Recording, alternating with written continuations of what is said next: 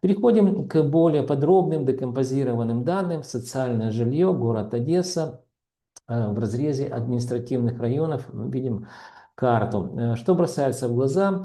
Больше всего подешевела недвижимость. Пересыпский район, это бывший Суворовский, минус 0,16% за месяц.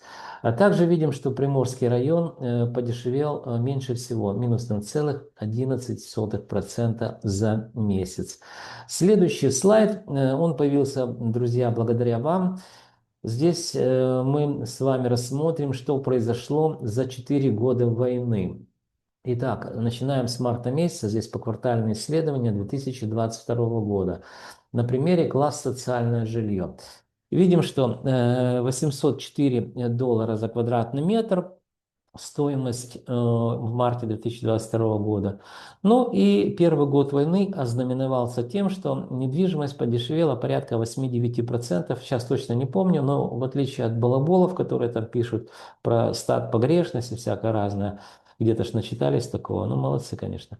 Не, я не против стат погрешности, но опять же я готов профессионально на эту тему говорить с людьми, которые что-то в этом направлении делают. Так вот, цифры есть. Вы можете, так сказать, вы знаете, как умножать, как делить и посчитать в процентах, сколько будет в первый год войны. Ну, по-моему, 8 или 9% было снижение. Второй год войны мы увидели некое плато, то есть рынок недвижимости встал на паузу. В некоторых в кварталах мы видим даже рост стоимости незначительный был. Но, друзья, с чем это связано? Это всего лишь мое предположение. Помним, что 2023 год – это когда Российская Федерация отвела войска от Харькова, Сум, Чернигова, да, то есть контрнаступление и украинских войск. И нам говорили с каждого утюга, что война закончится в этом году, будем пить кофе на набережной Ялты. Ну вот не получилось, как оно говорилось, да. Я так предполагаю, что люди просто, которые продавцы, продавать во время войны себе дороже, что называется, ну дешево продаж, понятно. Поставили на паузу, так сказать, продажи. Я думаю, что именно с этим связано. Но если у кого есть какие соображения, напишите мне. Третий год войны был такой достаточно суровый для рынка недвижимости. Подешевела недвижимость порядка, там, по-моему, 13 или 14% в городе Одесса. Ну, даже видно, вот я делаю вот эту линию, аппроксимирую, сглаживаю, да, колебательные все эти процессы. И то видно, насколько сильно в 2024 году снижалась стоимость квадратного метра. Также цифры есть, можете посчитать. Ну, по-моему, 14% было или 13%. И вот, друзья, 2025 год начался с того, что, как сейчас помню, меня пригласили в городе Одесса, проходили повышение квалификации у риэлторов, и мне пригласили прочитать статистику, аналитику для них. Ну, естественно, мне сразу начали задавать вопросы, а что происходит, Андрей, с недвижимостью, она начинает дорожать. Это в январе месяце действительно первые такие звоночки мы услышали, ну, я, опираясь на статистику, это увидел. Так вот, я, друзья, всего лишь предполагаю, хотя весь 2025 год прошел под знаком роста, и в дальнейшем мы поговорим, там больше 3% выросла недвижимость за 2025 год. Я все-таки предполагаю, если мы посмотрим и вспомним, что второй год войны мы подобное видели, да, и с чем это было связано? Это было связано с некими, так сказать, манипуляциями с сознанием людей о том, что война закончится. И вот здесь примерно очень похожая ситуация, когда, если вы вспомните, в феврале месяце или в январе Дональд Федорович, это президент Соединенных Штатов, заявил, что как только он станет президентом, он, значит, за один день война закончится. Потом он сказал, что за месяц. Ну и еще наговорил 30 бочек арестантов, что называется. Возможно, ну, уже до чертиков война надоела всем. Возможно, люди, исходя из того, что война закончится и можно дороже продать свою недвижимость, стали поднимать стоимость квадратного метра. Другим я пока не могу это объяснить. У кого какие соображения, напишите. Но еще раз приведу пример. 2022-2023 года примерно подобное что-то происходило. Но здесь недвижимость не росла на 3%, как в 2025 году. И впервые за 12 месяцев или за 13 месяцев даже, в феврале месяце мы увидели вот эти незначительные колебательные процессы, увидели снижение стоимости квадратного метра.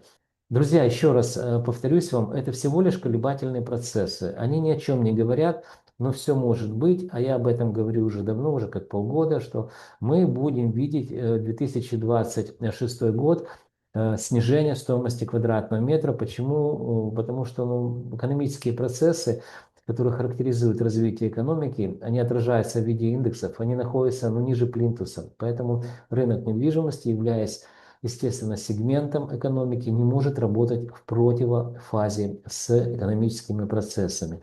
Всего за, вот здесь посмотрите, внизу Excel посчитал за вас, всего за 4 года войны недвижимость в городе Одесса снизилась на 8,71%. Всего лишь. Представляете? И вот я тоже очень часто слышу от людей, что да не может такого быть, Андрей, да что ты там такое говоришь? Да вот у нас там это сама на 60% выросло, на 70% снизилось, ну в зависимости, так сказать, сколько человек выпил или под каким воздействием находится. Ну я это утрирую, чтобы вы просто понимали, рынок недвижимости не ведет себя как фондовый рынок.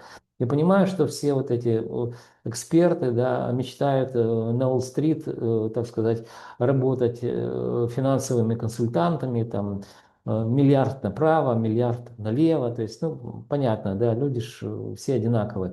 Так вот, финансовые, точнее, фондовый рынок – это спекулятивный рынок. Там действительно можно за одну торговую сессию все потерять или стать богатым человеком, очень богатым.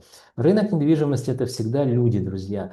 То есть я не говорю про первичный рынок, я говорю про вторичный рынок. Сейчас мы говорим о вторичном рынке. То есть это люди, судьбы людей. Для того, чтобы продать недвижимость, человек что?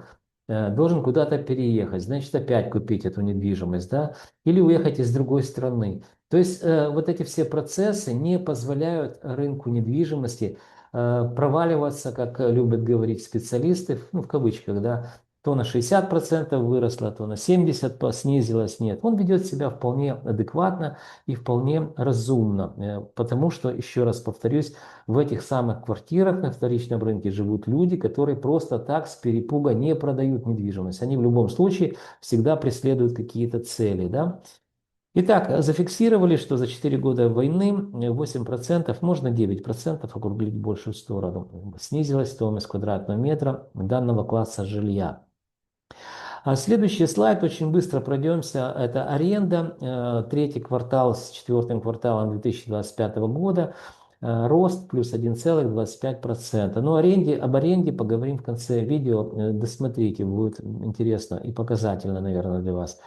Следующий слайд, эконом-комфорт бизнес-класс, также вторичный рынок, рост плюс 0,21%. Можете посмотреть, сколько стоит квадратный метр по административным районам в абсолютных цифрах. Ну и, конечно же, рост в данном случае в процентном соотношении. Следующий слайд, первичный рынок квартиры эконом-класс, снижение минус 0,31% за месяц. Комфорт бизнес-класс, первичный рынок, снижение минус 0,20% за месяц. Ну и первичный рынок, элитный класс, снижение минус 0,21% за месяц. Напомню вам, что это первый месяц, который в течение 13, ну, прошедшего полного 2025 года и первого месяца 2026 года мы видели везде рост стоимости. А это первый месяц, где по всем сегментам и практически по всем классам видим снижение стоимости. Обратите внимание, что только квартиры на первичном рынке элитного класса строятся Киевский административный район, центральная часть, Приморский, ну это центральный район. И как сильно отличается стоимость квадратного метра в зависимости от локации той или иной квартиры с одними техническими характеристиками. То есть видите, да? Ну что, переходим к следующему слайду. Здесь